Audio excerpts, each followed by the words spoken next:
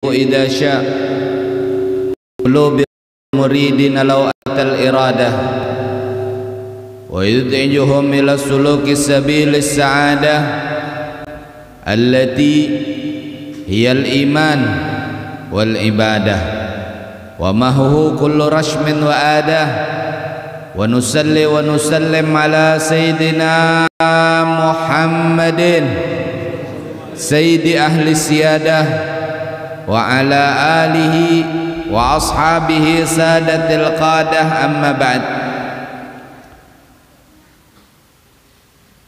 اللهم صل وسلم على سيدنا محمد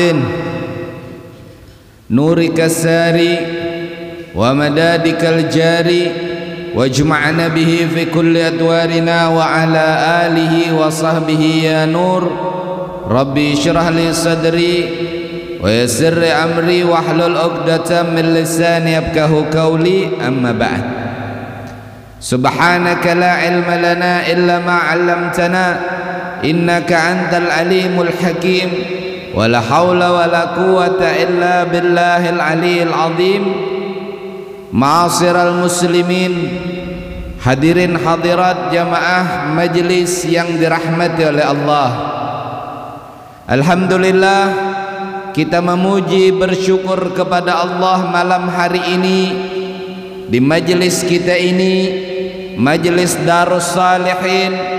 Allah tetapkan kita semua dalam kesehatan, dalam kebaikan, dalam keimanan serta kenikmatan. Maka mudah-mudahan senantiasa kita berada dalam pandangan kasih sayangnya, senantiasa berada dalam mahabbah baginda Rasulnya. Dengan berkat majelis ini kita meminta kepada Allah segala dosa kesalahan kita diampunkan oleh Allah. Kita meminta dan memohon kepada Allah segala hajat kita, baik itu hajat dunia maupun hajat akhirat, diijabah oleh Allah. Dan mudah-mudahan pula kita punya kedua orang tua adalah orang tua yang diampuni dosanya oleh Allah. Mudah-mudahan rizki pian barataan diluaskan oleh Allah. Mudah-mudahan kita semua disehatkan, diangkat daripada segala penyakit oleh Allah. Dan mudah-mudahan bertambah keimanan, bertambah kebaikan, dan memiliki kekuatan untuk meninggalkan kemaksiatan. Amin ya rabbal alamin. Salawat dan salam mudah-mudahan selalu tercurah, tersampaikan kepada baginda Rasulullah sallallahu alaihi wasallam Sayyidina Muhammad ibn Abdullah wa ala alihi tahirin, begitu pula keluarganya dan sahabat-sahabatnya sekalian. Nawaina ta'allum wa ta'lim wa tadakkura wa tadhkir wa naf'a wal intifa' wal ifadata wal istifadah wal hatha 'ala tamassuki bi kitabillah wa sunnati rasulih wa du'a ilal huda wa dalalata 'alal khair ibtigha wajhillah wa mardatihi wa qurbihi wa thawabihi subhanahu wa ta'ala. Qala Syekhul Musannif rahimahullahu ta'ala wa nafa'ana bihi wa bi'ulumihi fid dharain amin radhiyallahu anna wa ankum ajma'in. Al-Imam Al-Habib Habib Ahmad bin Zain Al-Habasyi di dalam kitab beliau Risalatul Jami'ah wa Tadhkiratun Nafi'ah, mudah-mudahan Allah meridhai beliau dan kita semua, amin Allahumma amin ya rabbal alamin. Ma'asil jawarih, yaitu maksiat-maksiat yang dilakukan oleh anggota tubuh. Wa amal ma'asil jawarih pama'asil batni, maksiat-maksiat tersebut diantaranya adalah maksiat perut, yang mana mislu aklir riba, seperti memakan riba, wa syurbi kulli muskirin, begitu pula meminum setiap yang memabukkan, wa akli malil yatim, pun halnya memakan harta anak yatim, wa kulli ma harramallahu alaih minal ma'kulat wal masyrubat, pun halnya memakan makanan minuman yang telah Allah haramkan atasnya daripada keharaman-keharaman yang telah ditetapkan oleh Allah. Ini menjadi perhatian untuk kita semua hadirin. Pian sering mendengar bahwasanya kita harus bersyukur kepada Allah. Di awal tadi kita telah ingatkan untuk bersyukur kepada Allah. La in syakartum la azidannakum. Ketika pian bersyukur, ketika kita bersyukur, maka Allah akan menambah kenikmatan. Ini janji daripada Allah. Apabila engkau bersyukur, maka Allah akan tambah kenikmatan. Apabila kita bersyukur, maka janji Allah akan menambah kenikmatan tersebut. Yang perlu kita perhatikan kalimat sesudahnya, wala in kafartum in lasyadid. Jikalau engkau kufur akan nikmat Allah, kufur akan nikmatku kata Allah, maka ingat ada azab yang sangat pedih. Ini kan sebuah kalimat yang mungkin sering kita dengar, firman Allah di dalam Al-Quran yang salah satu kalimat ayat yang sering kita dengar. Bersyukur bertambah nikmat, kufur nikmat akan ada azab yang sangat. Cuman mungkin banyak di antara kita yang kurang menghayati kalimat ini, firman Allah ini. Mungkin hanya dengan ucapan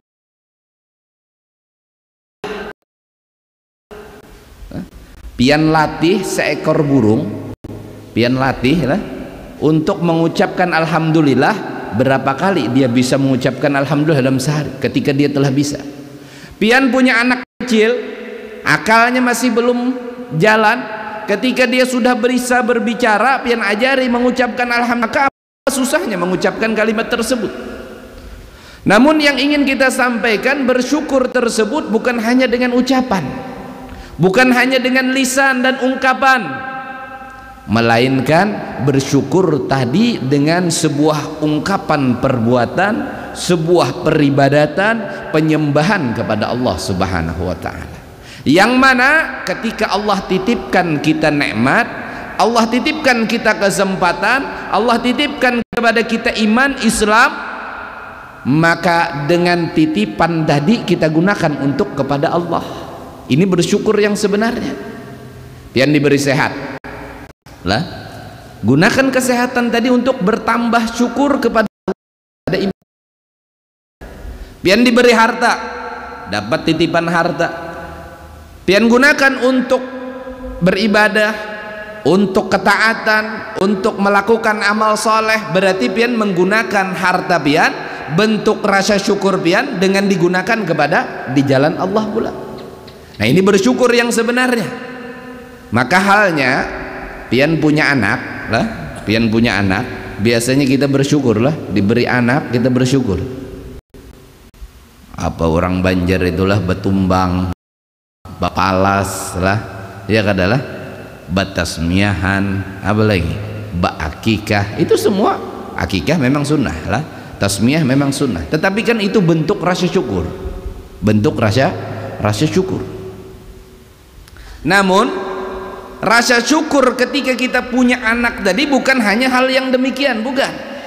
Tetapi ketika pian diberi anak, dapat anak, pian diberikan anugerah keturunan, maka rasa syukur yang jauh lebih besar daripada itu tadi sekedar memotong hewan akikah ataupun memberi makan orang lain adalah ketika pian mendidik mereka supaya mereka taat kepada Allah. Kullu mauludin yuladu alal fitrah. Kata Nabi, setiap kelahiran itu dilahirkan dalam keadaan suci. Tergantung pian. Pian punya anak hendak suci seterusnya atau pian coret-coret dengan kesalahan. Tergantung pian mendidiknya, tergantung kita mendidiknya.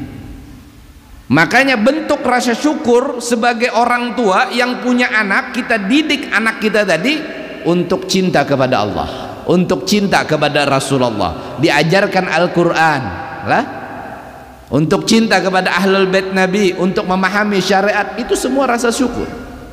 Dan ini bentuk rasa syukur yang mana ketika pian berhasil dengan itu tadi, walaupun pian di dalam kuburan lah terus mengalir amalan, walaupun pian sudah berada di azab, maka senantiasa mengalir terus rahmah dan keberkahan. Kenapa? Pian berhasil mendidik nikmat yang Allah titipkan tadi. Pian berhasil bersyukur dengan pemberian Allah tadi. Pian didik anak tadi. Nah, ini bentuk rasa syukur lah. Dan ketika mereka bersyukur, kata Allah, maka akan aku tambah nikmat mereka. Tambahnya di mana? Di akhirat nanti. Tambahnya. Lalu yang kedua, lalu orang yang kufur nikmat. Di sini dijelaskan bahwasanya termasuk daripada kewajiban kita menjaga anggota tubuh daripada bermaksiat. Mata itu nikmat Allah, telinga itu pemberian Allah. Ada orang bisi telinga sama nang kayak kita juga, malahan tak halus ampun kita sedikit telinga, cuman ampun orang lah, iya nang dikiau orang tuh hah terus lah, adalah hah terus, padahal sama aja bertelinga. Nah, coba biar lihat orang bisu juga, tarik aja ilatnya tuh ada aja ilatnya, cuman nikmat berbicaranya Allah ambil. Iya nang hahu itu lah. Nah, ini kan nikmat lah. Lisan, telinga, mata, penglihatan itu semuanya nikmat dari Allah. Maka termasuk daripada kufur nikmat kalau pian gunakan pemberian daripada Allah itu untuk maksiat, malah berpaling dari Allah. Ini hati-hatilah.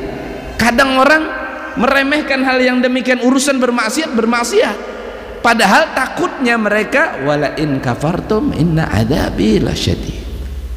Ada azab Allah bagi orang yang kufur nikmat. Siapa yang kufur nikmat? Diberi sehat tidak mau sholat, diberi harta pelit, naudzubillah summa naudzubillah, diberikan penglihatan malah memandang kepada yang bukan dihalalkan, memandang kepada yang diharamkan. Itu kufur nikmat namanya. Allah berikan nikmat malah dia gunakan untuk bermaksiat kepada Allah. Ini kufur nikmat ini. Di antaranya kata beliau seperti seseorang yang kufur nikmat, yang bermaksiat dengan perutnya. Memakan riba lah, memakan riba. Ini ada pertanyaan lah, ada orang bertanya tentang orang yang bekerja di bank.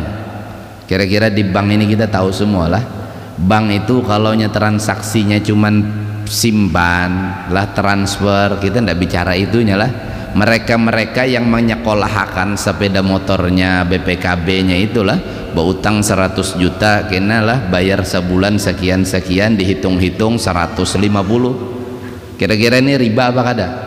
Lah dalam kaidah kita kullu qardin jaryu manfaatin, bahwa riban, setiap hutang piutang yang mana di dalamnya mengambil manfaat itu riba. Ada manfaat yang diambil. Dan kita tahu itu prakteknya riba. Lalu ada orang kerjanya tukang sapu lah, tukang sapu di sana apa namanya? OB lah. OB itu apa? Kepanjangannya OB apa? Office boy lah. Ini hanya tahu gitu, ini office boy panjangan OB. Tahunya OBH lah, obat batuk. Jadi ada orang yang kerjanya OB. Bagaimana? Apakah dia kan dihasilkan dari sesuatu yang riba? Nah, kan ada transaksi di sana. Kan bank itu kalau ada menjamakan duit mana dapat untung. Akhirnya ada orang yang bekerja di sana, bagaimana? Maka orang yang bekerja seperti office boy, seperti satpam, seperti apa lagi? Tukang parkir lah. Bagaimana mereka? Mereka itu bekerja dan diupah sesuai dengan pekerjaannya. Office boy apa pekerjaan? Membersihkan. Maka jasa membersihkan dia diupah. Tidak mau tahu dia uang upahnya itu dari mana lah. Satpam apa tugas dia? Tugas dia adalah orang yang menjaga ketertiban keamanan di sana. Dengan jasa itu tadi dia diupah. Apakah halal gajinya? Tentu halal, karena pekerjaannya halal. Riba itu kenapa diharamkan? Karena sebab pekerjaannya. bukan karena duitnya. Pian dengan duit riba nukar mangga, mulai bahari kala mangga itu halal. Tetapi kalau pian nukar mangganya lawan duit riba, nah ini nang jadi haram. Lah? Karena sebabnya, makanya haram itu ada sebabnya, ada memang jatnya. Seperti anjing babi itu jatnya sudah, biar hendak pian satru anjingnya lah, misalkan pian serupakan kayak kambing, kada kawa, memang sudah zatnya haram. Atau apa lagi? Karena sebabnya, mangga tadi mulai bahari kala itu halal, tapi amun mangga di muka rumah orang lah diputik, nah ini nang jadi haram. Mangganya kada berubah kehalalannya, tetapi karena sebabnya. Nah satpam tadi sama seperti itu juga, halal gajinya. Kenapa? Karena sebab inya begawi, tetapi tidak nang tukang catat. Nang tukang catat lain. Kenapa? Karena waqad la'anallah wa rasuluhu akilar riba wa kulla man a'ana ala aklihi, dan sungguh Allah melaknat dan Rasulnya orang yang memakan riba dan orang yang membantu si makan riba. Makanya termasuk di situ dua saksi lah,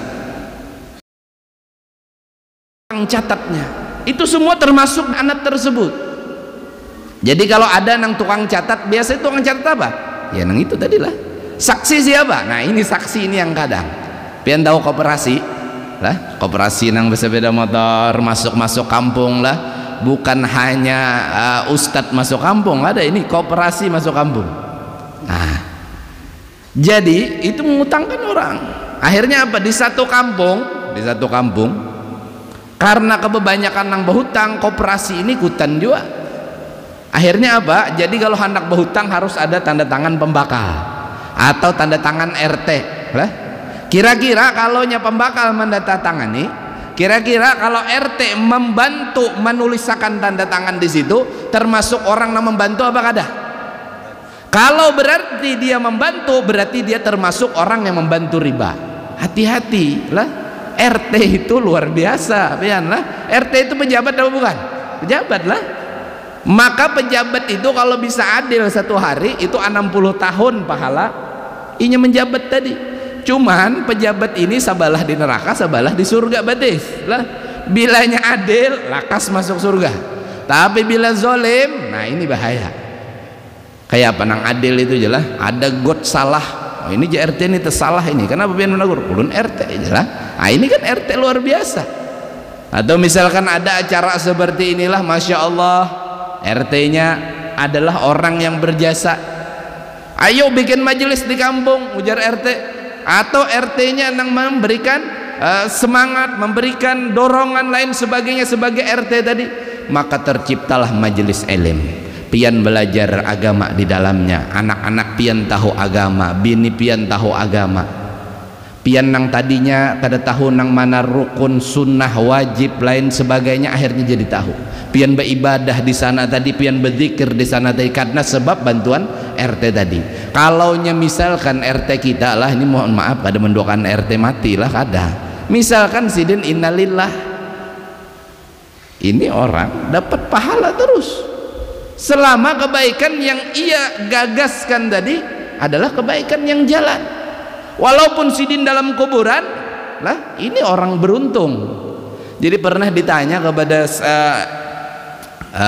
Imam Ibnu Qudamah lah, ditanya radhiyallahu anhu warta, orang yang paling bahagia itu bagaimana? Orang yang paling bahagia, orang yang beruntung, mahwas sa'id, orang yang paling bahagia, orang yang paling beruntung. Jawab beliau apa? Orang yang beruntung, orang yang bahagia adalah orang yang napasnya terhenti namun kebaikannya tidak berhenti. Ada kira-kira di kampung itu lah.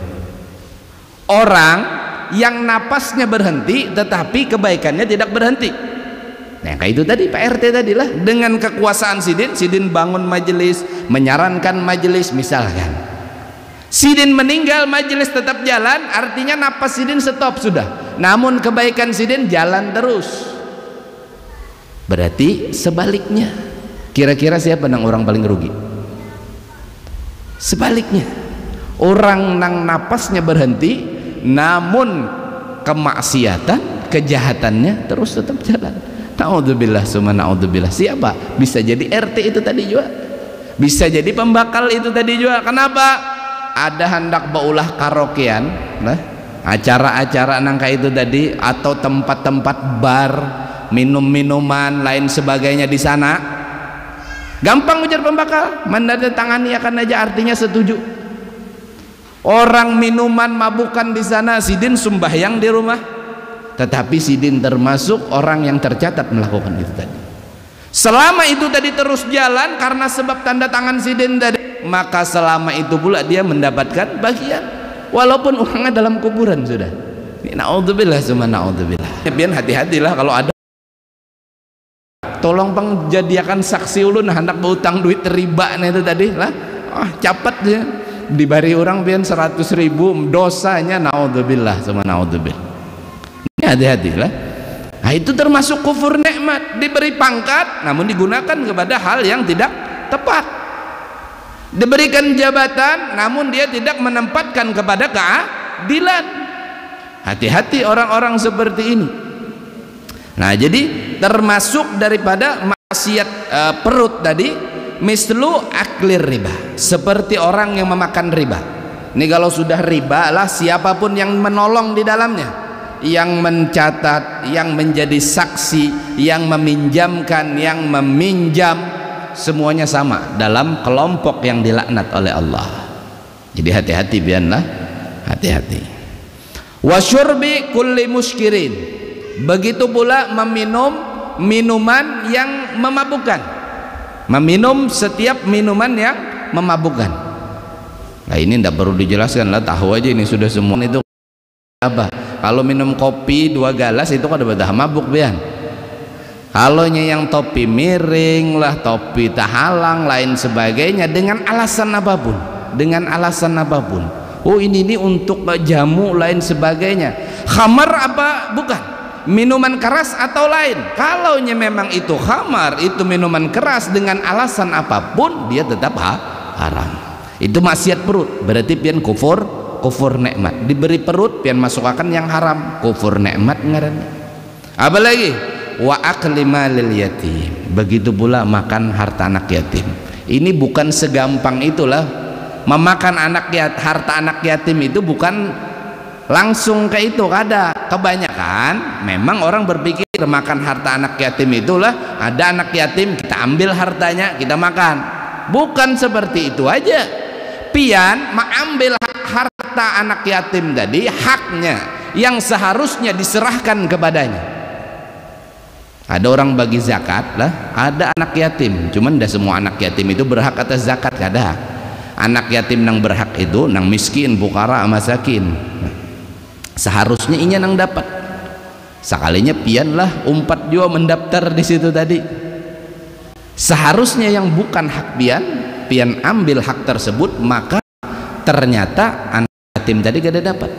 Apalagi misalkan ini kan para kurban lah, nah ini berkurban, para kurban ini hati-hati biar musim kurban.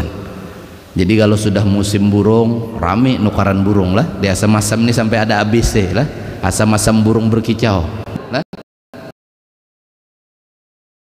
Musim akik, nukar akik berataan, sampai batu di jalan tuh dipilih nang mana nih, nang habang, nang hijau lah. Musim burung rame nukar burung, musim mencari batu, musim sepeda lipat bilangan kadada lagi kecuali saberataan beisi lah. Tapi giliran musim kurban nukar harang lawan tusuk sate wara. Ini mudah-mudahan bukan asam-asam ada nang kayak inilah, maharap kopon kurban lagi lah. Pian mampu apa kada? Kalau pian mampu maka pian disunahkan untuk berkorban. Kenapa? Nabi SAW mengingatkan, ujar Nabi lah, ujar Nabi, apabila engkau tadi memiliki kelapangan, keluasan, artinya keluasan itu nafkah zahir batin itu terpenuhi, makan minum, tempat tinggal, sandang, pangan lah, artinya ada walaupun ngontrak. Lalu di malam lebaran tadi, di hari lebaran tadi itu semua terpenuhi sudah. Pian dalam keluarga pian penuhi. Ternyata ada lebihnya, mampu membeli seekor kambing. Pian mampu lebih daripada seekor kambing mampu. Lalu pian tidak berkorban. Lah, kenapa? Sudah ada di higa rumah berkorban, modal tusuk sate aja kan sudah aja lah. Kada mau berkorban pian. Maka kata Nabi, fala yaqrabanna musallana. Maka jangan parak-parak lawan tempat sholat kami. Kira-kira kita bayangkanlah Nabi berbicara seperti itu. Nabi menyampaikan hal yang seperti itu. Coba kita sejenak pengingat, mungkin Nabi kita Muhammad sallallahu alaihi wasallam, ujar Nabi, kalau ikam mampu, engkau mampu, lalu engkau tidak berkorban. Ini kan sunnah Nabi lah. Kurban itu sunnah Nabi. Lalu engkau mampu, lalu engkau tidak berkorban, maka jangan dekat-dekat dengan tempat sholat kami. Nabi tidak marah, cuman jangan parak-parak. Ini yang luar biasa. Jadi ulun ada punya cerita lah. Seorang sahabat bernama Said atau Zahid, seorang sejarawan sirah, kitab sirah yang ditulis oleh Umar Khalid. Ada seorang sahabat bernama Said atau Zahid nama dia. Sahabat ini bekas budak. Kalaunya bekas budak itu berarti kalaunya dalam status sosial itu paling rendah. Handak begawi ngalih. Kenapa? Bekas budak. Orang jarang mau berpartner kerjakan bekas budak di zaman itu. Artinya apa? Orang ini miskin apa kada? Miskin. Dan sahabat ini mohon maaf, warna kulitnya hitam legam karena dari apa namanya, Habasyah sana lah, dari Somal, daerah sana, daerah Afrika. Jadi mohon maaf, ini sahabat ini warna kulitnya hitam legam dan pula jelek, miskin, bekas budak, hitam legam, jelek. Kira-kira ada babinian nang hakun lo nang kayak ini. Ini lah kita jujur-jujuran aja bola. Kalau pian ditawari, ini ada nang melamar pian lah, miskin, hitam legam, jelek, ada hakun kah ada pian menerima? Hah? Pian kira-kira aja lah. Oh, kalau nyusugih barangnya, ini kan miskin lah, miskin, tapi ini sahabat Nabi lah. Oh, nang ada nih gini alim, gini ibadah ya lah. Nah, ini lah ngalih juga lah. Jadi ada sahabat seperti itu. Cuman begitu cinta kepada Nabi Shallallahu Alaihi Wasallam. Sahabat ini begitu mencintai baginda Rasul. Apa aja nang ujar Nabi dijalankan. Apa yang diperintahkan Nabi dikerjakan. Apa yang dilarang Nabi ditinggalkan. Ini sahabat lah. Mereka itu mencintai Nabi SAW melebihi dirinya, melebihi orang tuanya, melebihi saudaranya. Itu sahabat. Makanya pernah pian dengar sahabat wanita, sahabiah yang bernama Hindun, istri daripada Amr ibn Jamu, sahabat Nabi pula. Itu ketika peperangan Uhud, perempuan ini berdiri di depan kota Madinah, di pintu gerbang kota Madinah. Selesai peperangan Uhud, tersiar kabar bahwasanya Nabi bersama kaum muslimin mendapatkan kekalahan pada peperangan Uhud. Pertama perang itu perang Badar, menang. 313 orang sahabat berperang dengan 1000 orang, menang. Ada rasa bangga di dalam hati sebagian mereka yang baru memeluk Islam. Ini banyak di peperangan Uhud, ternyata para sahabat kalah. Tersiar kabar ke kota Madinah bahwasanya baginda Rasul mendapatkan kekalahan bersama para sahabat. Ini Hindun, ini perempuan gelisah di depan kota Madinah, menunggu setiap orang yang datang dari peperangan bertanya bagaimana kabar baginda Rasul. Sehat, selamat, tidak terluka sedikit pun bagaimana? Wahai wanita, kata orang yang datang, lah, suamimu gugur di perangan Uhud, Amr ibn Jam. Tidak peduli ini wanita. Yang ditanya apa? Bagaimana kabar Nabi Muhammad SAW? Rombongan yang kedua datang, bertanya lagi, bagaimana baginda Rasul? Kata rombongan kedua, wahai wanita, anakmu gugur di peperangan Uhud. Dia punya anak dua, ikut di peperangan Uhud, dua-duanya meninggal. Kata dia, bagaimana kabar Nabi SAW? Rombongan ketiga datang.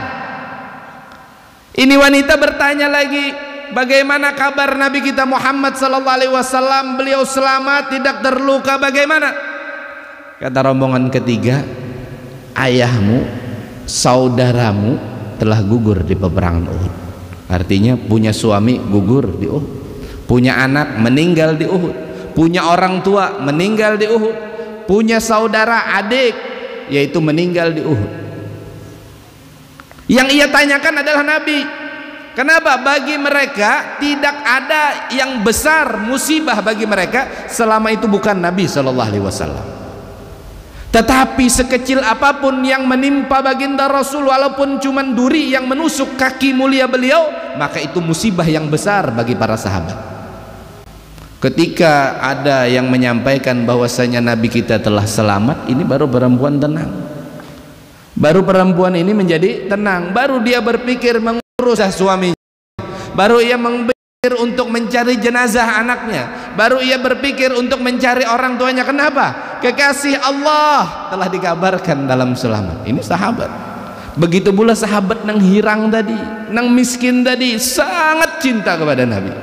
Suatu ketika dia duduk bersama dengan para sahabat, dengan Nabi SAW, ia suka mencuri pandang, melihat kepada Nabi. Kalau Nabi duduk di sana dia lihatin, kalau Nabi menghadap ke sini dia malu. Nah, ditanya sama Nabi SAW, wahai Said, apakah engkau cinta kepadaku? Demi Allah dan Rasulullah, aku cinta kepadamu ya Rasulullah. Engkau jalankan kewajiban yang aku anjurkan? Semuanya ya Rasulullah. Engkau tinggalkan yang aku larang? Semuanya ya Rasulullah. Sunnah-sunnahku engkau kerjakan? Semuanya ya Rasulullah. Engkau sudah menikah Said? Belum ya Rasulullah. Katanya engkau cinta, katanya. Lah, sunnah Nabi satu dia tidak kerjakan, apa? Menikah. Katanya engkau cinta kepadaku wahai Said, kenapa engkau tidak menikah? Ya Rasulullah, kata Said, ulun ini hirang, bukan hirang biasa, hiramnya tuh hitam legam, miskin, bekas budak, jelek. Ada yang mau perempuan ya Rasulullah? Sudah berapa kali saya melamar wanita lah, beberapa orang sudah saya lamar, semuanya ditolak. Saya pengen menjalankan sunnahmu ya Rasulullah.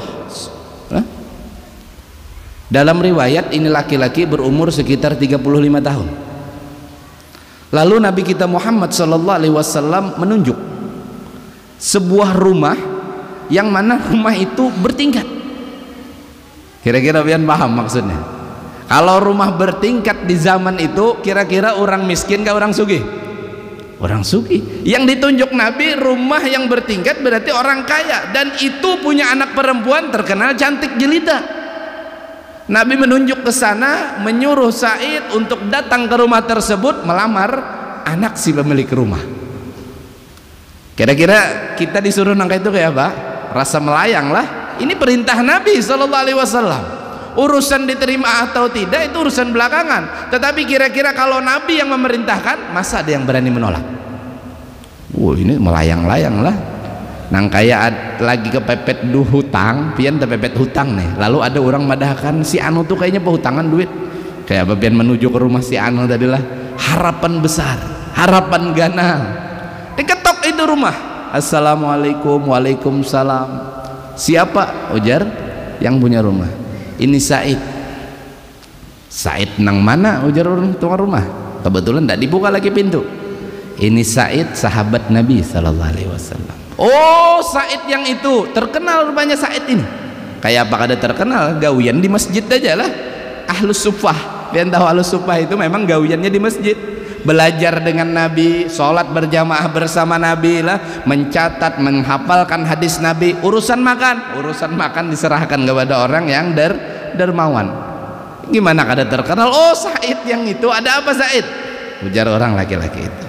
Nah, Nabi SAW, baginda Rasul memerintahkanku datang ke rumahmu untuk melamar putrimu. Ini orang rumah takajud, inilah jakanya jantungan bisa rabah, inilah nang datang hirang, legam, miskin, jelek. Ini kalau jadi campur lawan anak ngenang bungas jadi apa anak ngina? Akhirnya apa? Ya pasti ditolak. Ditolak boleh kepada Nabi. Nabi lihat sudah dari jauh, mukanya masam. Ditolak soalnya. Ditolak. Ada apa wahai Said? Ditolak ya Rasulullah. Sudah engkau bilang bahwa ini perintah dariku wahai Said? Rasulullah. Sudah ya Rasulullah. Sekali lagi kata Nabi SAW. Disuruh lagi berangkat lagi. Kira-kira biar sekali ditolak, hanyar mana ditolak, disuruh berbalik pulang. Kayak apa biar? Nah ini jangan dipertanyakan, ini sahabat lah. Orang yang memiliki kedudukan tinggi di sisi Allah, sebaik apapun di masa ini, seseorang di masa ini tidak akan pernah mengejar kedudukan para sahabat. Tetap berangkat itu sahabat. Siapa yang merintahkan? Baginda Rasul. Qul ati'ullah wa ati'ur Rasul. Berangkat dia, ketok lagi itu pintu. Assalamualaikum. Waalaikumsalam. Siapa? Said. Ada apa lagi Said? Ya lah. Wah fulan, ini perintah Nabi SAW. Sehingganya terjadi percekcokan. Mungkin dimamai Said inilah, artinya sudah tahu supan sekali sudah ditolak, masih datang aja lagi.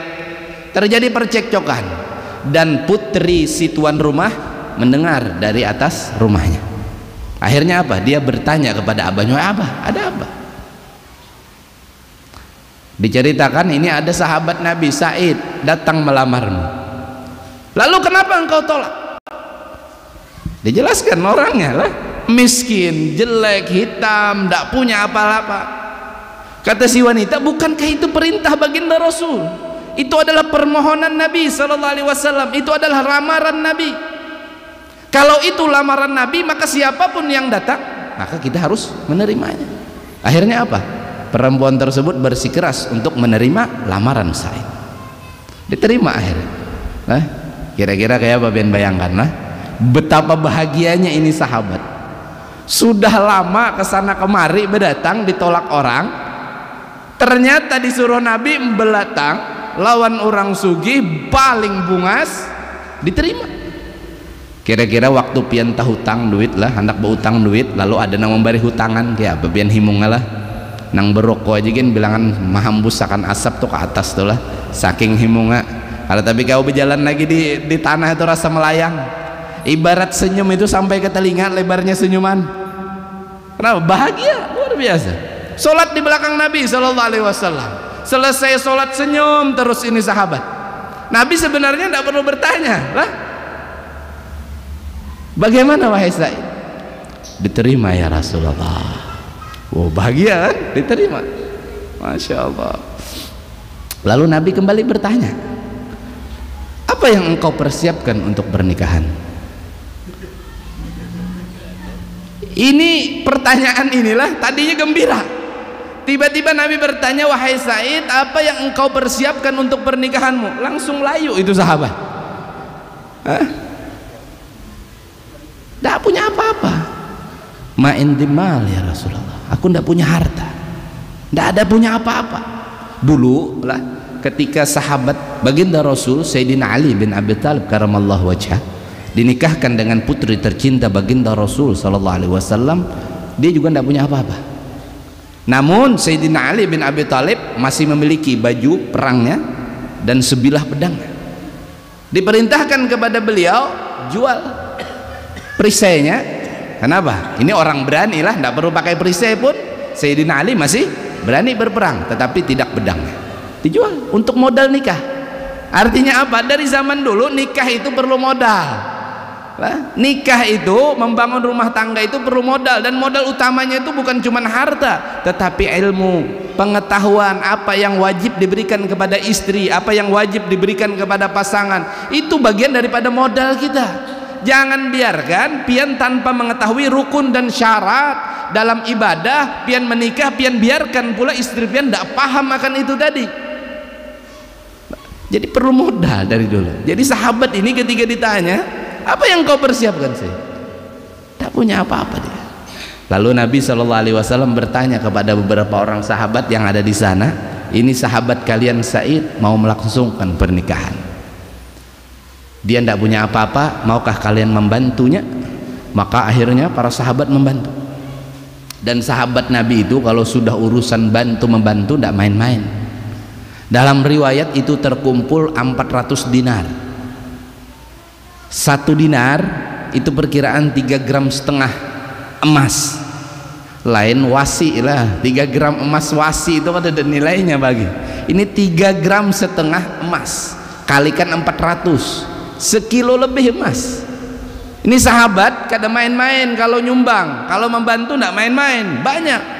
Inilah nyumbang di masjid lah, ada hari Jumat julung 10.000, mak ambil pulang 5 ribuannya sebagai angsulan lah, mintanya surga Firdaus, nyumbangnya belit. Ini sahabat ketika nyumbang 400 dinar terkumpul. Jangankan kawin 1 saat ini, kawin 4 sekaligus waktu itu mampu 400 dinar ya.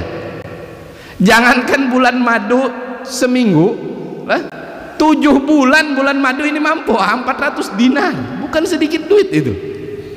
Penuh saku Said dengan 400 dinar, berangkat dia ke pasar untuk persiapan pernikahan. Kalau bahasa kita wah inilah nukar bantal guling ranjang apa namanya lah, nang seserahan lain sebagainya. Ini siap sudah Said, 400 dinar bisi duit.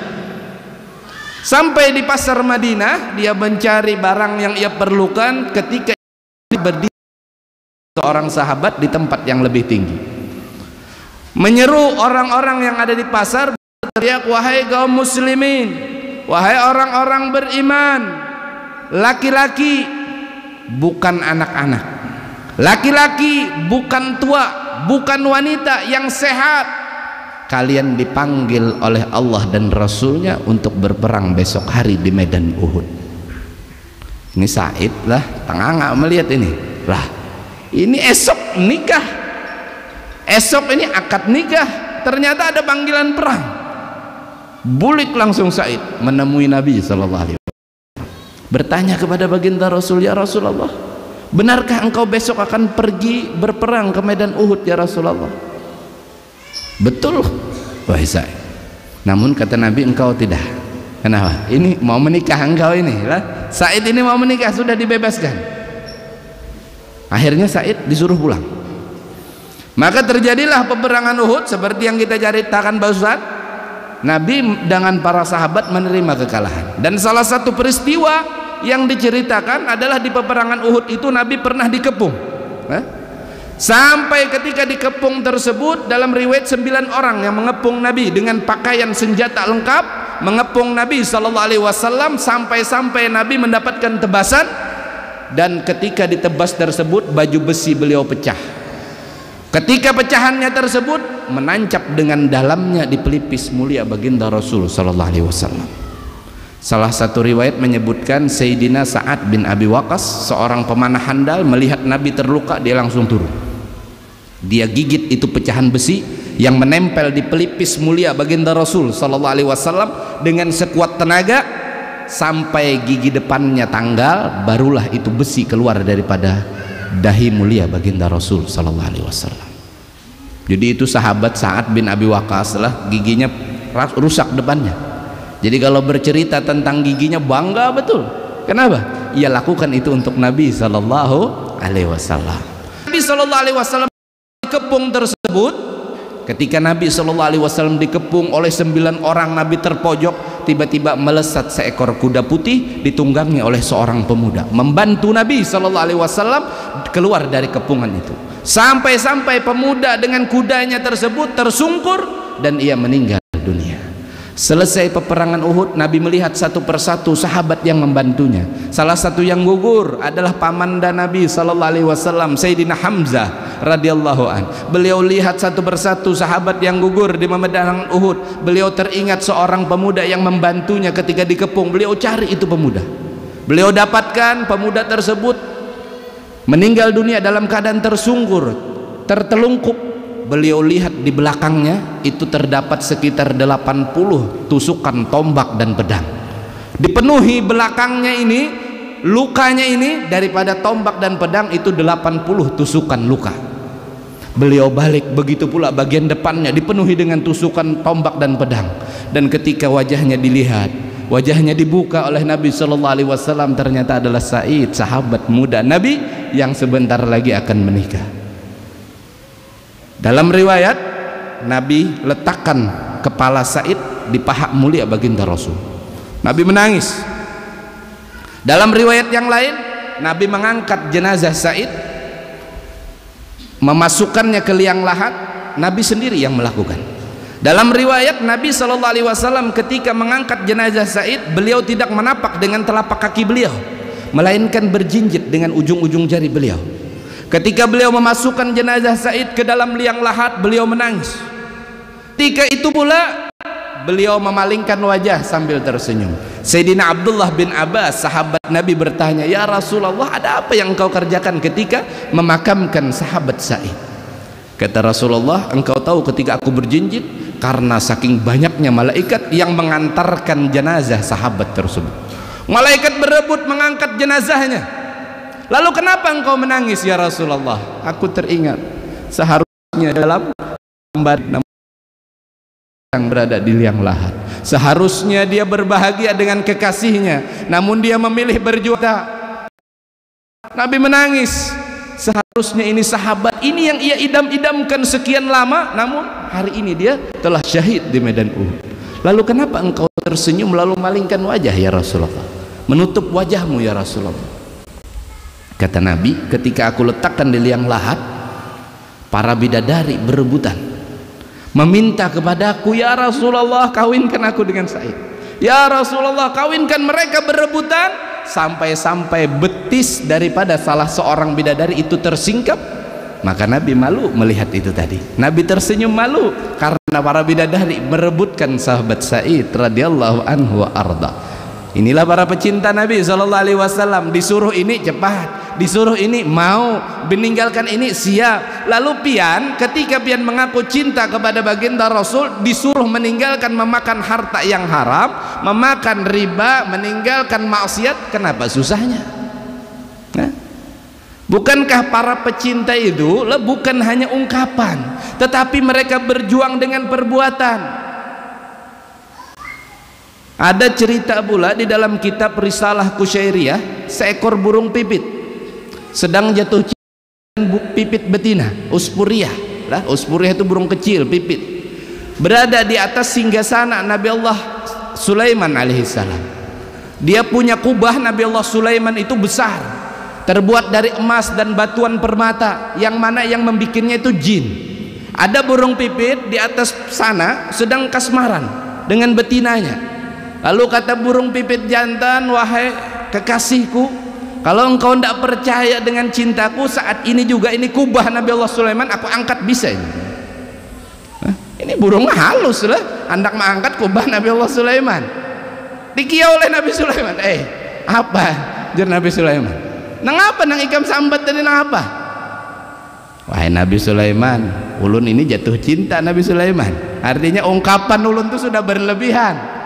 Bukan seperti ini orang jatuh cinta itu dengan usaha. Kalau pian betul-betul mencintai Nabi sallallahu alaihi wasallam, Nabi perintahkan meninggalkan, tinggalkan. Nabi kesuruh kerjakan, mudah kita mengerjakan. Jadi beruntung pian kalau mendengar ada majelis, pian cepat datang. Kenapa? Karena kita tahu di sana Nabi Muhammad. Kalau ada majelis kita senang duduk di dalamnya. Kenapa? Karena kita tahu diceritakan tentang baginda Rasul Muhammad. Itu bukti tanda cinta kita kepada beliau. Dan beliau sudah menjanjikan bukan banyaknya ibadah lain sebagainya, tapi rasa mahabbah yang menentukan kita berkumpul bersama beliau. Almar'u ma'aman, seseorang kelak akan dikumpulkan bersama beliau. Kalau kita ibadah kita dihitung, kita melakukan perbuatan amal soleh kita dihitung, mungkin tidak kita berada di surga yang sama dengan Nabi? Apakah kita mungkin berada di surga yang sama dengan Nabi? Kalaupun kita masuk surga, ditakdirkan dengan surga, mungkin kita surga yang paling bawah, bahkan paling pojok. Namun kalau di dalam sanubari kita terhiasi dengan mahabbah, terhiasi dengan rasa cinta, bersemayam kecintaan terhadap Nabi Muhammad, maka itulah yang mengumpulkan kita bersama beliau. Almar'u ma'aman sahabat tadi seperti itu mereka kecintaannya. Jadi bohong mereka yang masih melalaikan sholat kalau mengaku cinta Nabi Muhammad. Kenapa? Itu sholat perintah Nabi lah. Coba kasih contoh lagi terakhir, inilah satu kasih contoh. Jadi ada lelakian kurus kering ya, kalau karena kipas angin nang daras nang kayak inilah bisa bergoyang itu badan, kurus benar orang. Ini cerita analogi aja. Punya kekasih, orang yang ia cintai wanita gemuk, kurang setengah kilo sepikul, anggaplah seperti itu. Ini mohon maaf lah, bukan body shaming apa, menghina badan, bukan. Ini kita kasih contoh saja. Ada laki-laki kurus kering mencintai wanita yang gemuk. Kira-kira ketika mereka naik sepeda tinjak, sepeda pancal lah, ndak usah jalan menanjak, jalan lurus saja ini bilangan hingak-hingak lah yang dibawa ganal. Dan ketika menanjak ini laki-laki dia berusaha sekuat tenaga. Kenapa? Karena membuktikan rasa cintanya mengalahkan kekuatan. Berusaha dia naik itu gunung, ia tanjakan itu dia berusaha sampai di atas dengan usahanya lah, dengan tenaganya yang ngos-ngosan habis semuanya. Si wanita memberikan apresiasi, dikeluarkan sapu tangan, nah, diusapkan, diberikan sapu tangan. Pian, kalau pian tawar sapu tangan tadilah 1 juta pian tawar, kira-kira dijual apa kada? 2 juta pian tawar dijual apa kada? Lebih daripada itu pian tawar tidak mungkin dijual. Kenapa? Dari sang kekasih. Walaupun kita tahu lah nukar di pasar 10.000 dapat 3. Itu pecinta. Nah, mereka itu tidak berpikir mampu atau tidak. Tidak, seperti burung pipit tadi, bukan antara mampu atau tidak, tetapi dia akan memberikan yang terbaik untuk yang dicintainya. Mereka mengaku mencintai Nabi SAW. Apa yang pian berikan untuk Nabi? Syariatnya pian jalankan, larangannya pian tinggalkan. Kalau pian betul-betul bersemayam di dalam hati ini mahabbah kepada Nabi Muhammad, tersampaikan ayat untuk meninggalkan yang haram, pian akan mudah meninggalkan. Seruan untuk duduk di tempat yang baik, pian akan kerjakan. Kenapa? Secara hakikat itu semua adalah Nabi SAW. Begitulah para sahabat. Makanya kenapa sehebat apapun kita, sehebat apapun ibadah kita di zaman ini, sebelum kita, mereka semua tidak akan bisa menyaingi para sahabat Nabi. Mereka berada bersama barisan Nabi, mereka berjuang bersama Nabi, mereka membantu Nabi. Itu para sahabat. Nah, jadi mudah-mudahan hal-hal seperti ini ketika kita sampaikan, kita mendengar daripada yang diharamkan, kita mudah meninggalkannya. Kenapa? Karena kita tahu itu bukan secara hakikat siapapun yang menyampaikan, tetapi secara hakikat itu adalah datang dari Nabi SAW. Mari kita ajak diri kita setidaknya membuktikan dengan perbuatan bahwa kita layak untuk bersama Nabi SAW, sehingganya layak sanubari ini bersemayam mahabbah kepada Nabi Muhammad SAW. Jadi mudah-mudahan kita doakan siapapun yang berjuang di majelis-majelis seperti ini, mereka yang memiliki manfaat dalam majelis seperti ini, sehingganya tersebar cerita tentang Nabi, sehingganya tersebar akhlak mulia Nabi, sehingganya orang-orang belajar tentang adab Nabi, belajar ilmu mulia baginda Rasul. Mudah-mudahan mereka adalah orang-orang yang pantas bersama Nabi. Mereka sebarkan itu semua, kita sebarkan itu semua, sehingganya Nabi tersenyum kepada kita, Nabi bangga kepada kita. Amin ya rabbal alamin. Mudah-mudahan dari sedikit majelis ini, dari sedikit cerita-cerita tentang sahabat-sahabat mulia ini, mudah-mudahan Allah memandang kepada kita semua, dan pandangan tersebut berbuah dengan terkabulnya segala doa, terkabulnya segala permintaan, diijabahnya segala permohonan. Ya Allah ya Rabb, ampuni segala kesalahan kami, Ampuni segala dosa-dosa kami, ampuni segala bentuk maksiat kami. Begitu pula kami punya orang tua yang masih hidup, mudah-mudahan Engkau panjangkan umurnya, sehatkan badannya, mudahkan urusannya. Dan yang sudah meninggal dunia, mudah-mudahan Engkau ampuni dosa mereka, Allah hapuskan kesalahan mereka, Allah lapangkan kubur mereka, dan Allah Engkau angkat ya Allah daripada derajat-derajat mereka ayah bunda kami. Dan mudah-mudahan yang sakit di antara kita Allah sembuhkan, yang sakit di antara kita Allah angkat penyakitnya, Allah berikan kesehatan yang sempurna bil afiyah, dan mudah-mudahan Allah luaskan rezeki kita semua, Allah mudahkan urusan kita semua, dan terutama Allah jadikan kita bertambah keimanan, bertambah ketakwaan, bertambah mahabbah kepada baginda Rasulullah. Dan terutama pula kita meminta kepada Allah, dengan betul-betul meminta kepada Allah, kita mendapatkan kenikmatan dunia yang paling nikmat, kenikmatan dunia yang paling hebat, yaitu mati dalam keadaan husnul khatimah, mati dalam keadaan iman, mati dalam keadaan kalimat tauhid, mati dalam keadaan mencintai Allah dan Rasulnya, mati dalam keadaan merindukan Allah dan Rasulnya. Ya akramal akramin, setelah umur yang panjang, badan yang sehat, bil'abiyah, ya akramal akramin, ya arhamar rahimin, ya mujibas sa'ilin, walhamdulillahi rabbil alamin. Dan minta doanya kepada seluruh jamaah majlis hadirin untuk guru kita Al Habib Zain bin Agil bin Syahab beserta seluruh keluarga besar beliau, yang mana beliau beserta istri dan anak dan saudara sepupu ipar melaksanakan ibadah haji insyaallah, berangkat pada hari Minggu. Maka mari kita doakan mudah-mudahan beliau sehat, beliau selamat, beliau aman perjalanan, dan terutama kita meminta kepada Allah mudah-mudahan haji mereka adalah haji yang mabrur, dan mudah-mudahan beliau dikembalikan ke negerinya kembali dalam keadaan yang jauh lebih baik lagi.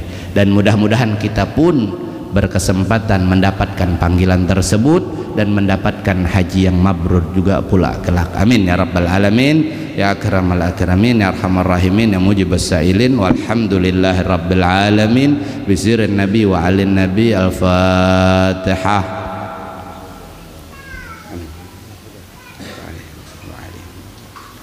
Bismillahirrahmanirrahim. Alhamdulillah rabbil alamin. Allahumma salli wa sallim ala sayyidina Muhammadin wa ala ali sayyidina Muhammad. Allah yahdina wa yahdikum sawa'as sabil wa yaftah alaina wa alaikum bidul arifin wa yadkhulna jannata ma'as salafin salihin wa la yub'idna minhum fid dunya wa la fil akhirah innahu ma yasha'u qadir wa bil ijabati jadir. Allahumma ij'alna min ahlil khair wa ahyina fi khair wa احشرنا مع الخير يا الله بها يا الله بها يا الله بحسن الخاتمة الله بها يا الله بها يا الله بحسن الخاتمة لخمسة نطفي بها نحر الوباء الحاطمة يا الله بها يا الله بها يا الله بحسن الخاتمة المصطفى والمرتضى وابنهما وفاطمة يا الله بها يا الله بها يا الله بحسن الخاتمة. سبحان ربك رب العزة عما يصفون وسلام على المرسلين والحمد لله رب العالمين. Salah khilaf, mohon maaf ada ucapan perkataan yang tidak berkenan di hati dan perasaan. Wabillahi taufiq wal hidayah wa radha linaya. Assalamualaikum warahmatullahi wabarakatuh.